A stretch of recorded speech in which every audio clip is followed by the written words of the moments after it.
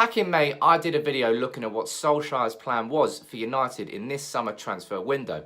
David Ornstein from the BBC said that Solskjaer wanted certain positions covered and certain signings made. I'm going to be discussing them individually in this video and taking a look at whether Solskjaer'S plan has changed. Have United got the targets that we set out at the start of the summer, or has it changed, and has Solskjaer'S signings changed as a consequence? I'm going to run through all of that. Before I begin, this video is sponsored by Unibet, who are supporting United People's TV over this transfer window. As you know, there's loads of transfer content on United People's TV, but there's a lot more fantastic, insightful content over on the Unibet blog, which you should check out. I'm going to be discussing one of the articles today on Harry Maguire by Andy Mitten, and if you want to find out a bit more about it, follow the link in the description. I recommend it. Lots of new and insightful stuff over there, but let's get straight into this video. So this summer, you know, David Ornstein, sort of considered the king of Arsenal transfer news last summer, has departed Arsenal because they're not signing anybody, and he's become United's go-to guy. He was leading the story with Aaron Wan-Bissaka, was spot on the entire way. So United fans do consider him a reliable source in terms of what's happening with United in this summer transfer window. And back in May, as I said, he said that United were looking at key signings in key positions, and the first one was at centre-back. And who was that? One of their priorities is at centre-half, as we know. Kalidou Koulibaly from Napoli. I'm told they love him, and the only problem with that is he's extremely expensive. Napoli don't need to sell. I think in 2021 he has a buyout clause of 150 million euros, and he's got a few years left on his contract. So either they'll be looking for a younger talent in that position who can emerge to make the position his own, or somebody prove. So David Ornstein saying that Solskjaer wanted Kalidou Koulibaly, but that has now changed to Harry Maguire. 70 million is the bid that United have rejected for Maguire, and reports suggest that Leicester want upwards of 80 to 90 million pounds for Harry Maguire. I mean, that's Kalidou Koulibaly's sort of money. You know, David Ornstein there saying that United were sceptical about going towards Koulibaly because of the price of him. But if you're going to pay 90 million pounds for Harry Maguire, you may as well pay a little bit more and get Kalidou Koulibaly. Now, if United do sign Maguire, I've got no doubt it would be an outstanding signing. He's better than Baye, he's better than Rojo, he's better than Tuanzebe, Smalling, Jones, Lindelof, any centre-back we've got. But in the same vein, Kalidou Koulibaly is so much better than Harry Maguire. Now, as I said, if United really are willing to spend 90 million on Maguire, I don't think we should settle. I think we should spend a little bit more and sign Koulibaly. Surely. It makes sense on paper. If you're willing to spend that much, there's no point in settling when you're spending that much, because that's more than Virgil van Dijk money. So you would be expecting a Virgil van Dijk player. And Maguire's not on that level, but Koulibaly is. Of course, I would be happy if United did sign Maguire. And over on the Unibet blog today, there's a fantastic piece there written by Andy Mitten, which offers a real bit of insight into why Maguire would like to move to United. Andy's written that Harry Maguire always wanted to join United, and that it was a personal phone call from Sir Alex Ferguson himself that made a big difference back when Maguire was actually playing at Old Trafford for Sheffield United in the FA Youth Cup. It's a really interesting piece that offers some new insight into why Maguire would want that move to Old Trafford. So I'd encourage you to go over and read it. There will be a link in the description straight to that article. But it sounds like Maguire wants United. United want Maguire now, but if we're going to pay that much, should we settle on Maguire or pay a bit more for Koulibaly? Let me know what you think about that in the comments. And the next position David Ornstein was discussing was right back. Also a right back, Aaron Wan-Bissaka, is very much on Manchester United's radar, along with Manchester City, but they're also keen, United, to develop Diogo Dalot and the young Ethan Laird. Wan-Bissaka was the guy, and Wan-Bissaka was the guy that United got. We got our top target. Tough negotiations, but ultimately we did very well there. We kept the Zaha 25% clause. We got him for 45 million plus bonuses, which will make it more towards 55. But we got our man. Solskjaer got the right back that he wanted, his top target. And I don't think United really have done that all too often in the last few years. So there's a big tick there beside Wan-Bissaka.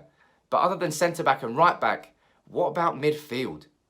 Central midfield could be contingent on what happens with Paul Pogba, of course. So David there is really saying that Paul Pogba's future and what happened there would determine what happened with United in midfield this summer. And I'll be honest, it's still all a bit confusing as to what United are properly doing in midfield, because there are two signings clearly that United want to make: Bruno Fernandes and Sean Longstaff. Now, with Bruno Fernandes, he will be an outstanding signing. Absolutely. So many goals and assists for Sporting Lisbon last year. If he came into the team, he would offer a different alternative to Paul Pogba. We wouldn't have to rely on Pogba having a good game for United to have any sort of midfield attacking threat, because Bruno Fernandes would have that as well. Good at set pieces too. A young player, 24, plenty of room to grow. He'd clearly be an outstanding signing. But it's not really in the position where United properly need to strengthen this summer, and that's in defensive midfield. Now, Sean Longstaff is, but he wouldn't be expected to be an immediate impact in that first team, would he? We'd expect Longstaff to be more of a Dan James type signing. Somebody who will be brought in with potential, who we'd expect to develop into a better player at Old Trafford, rather than coming in straight away and making a big impact in midfield. But United need that sort of signing. Then you look at what City and Spurs are doing by signing Rodri and Ndombele, Tielemans to Leicester too. United need a defensive midfield reinforcement, and have done all summer long. That's probably the position I would say in midfield that we needed to strengthen the most, but instead we're looking at Fernandes. Maybe that's because we're planning for Pogba to leave. I don't think Pogba will leave this summer, but maybe that's just a step ahead.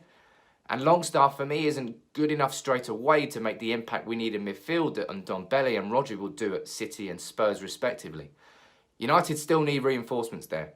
And I don't know who we're going after. As I said, Ruben Neves has always been the one that I want to see United go after, but that's been very quiet all summer. You could also got Wilfred Ndidi from Leicester, but seeing as Leicester are playing hardball over Maguire, they'd probably do the same thing over Ndidi.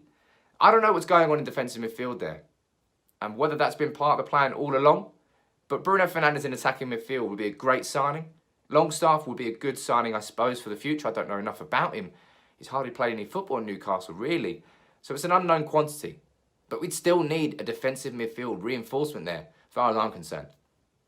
So moving on from midfield, what about right wing? That was clearly a weakness for United last year, and it's a position where Solskjaer wanted his big signing this summer. But the big one, which not many people have spoken about yet, is Jadon Sancho.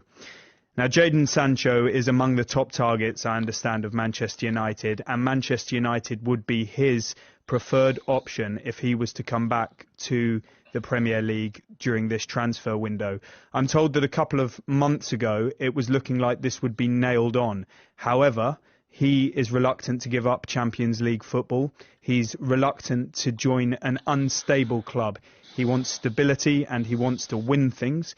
I'm told never say never, but as things stand, it's 50-50 on that one. PSG, Juve, Real Madrid and Barcelona have also shown firm interest in him, but there's been no other interest from Premier League clubs. He won't move just for the sake of it.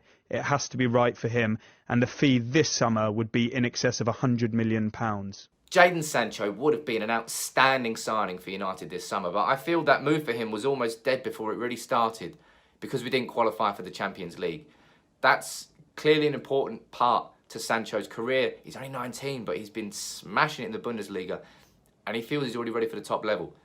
Next summer, maybe we can go and get Jadon Sancho, and I hope we do, because I think he's going to be in a couple of years' time, he's going to be considered up there with the world's best, towards that top 20 players, I think anyway. Let me know what you think about that. But Jadon Sancho aside, we have strengthened there. We've got Dan James, but like Sean Longstaff, he'll have little expectation on his shoulders. He won't be expected to come in and make an immediate impact in that team straight away. I'm excited about him though. I really am. You know, bags of pace, natural pace, a proper winger that can actually go on the outside of players. United, combining him with Wan-Bissaka down the right, could completely transform our right-hand side.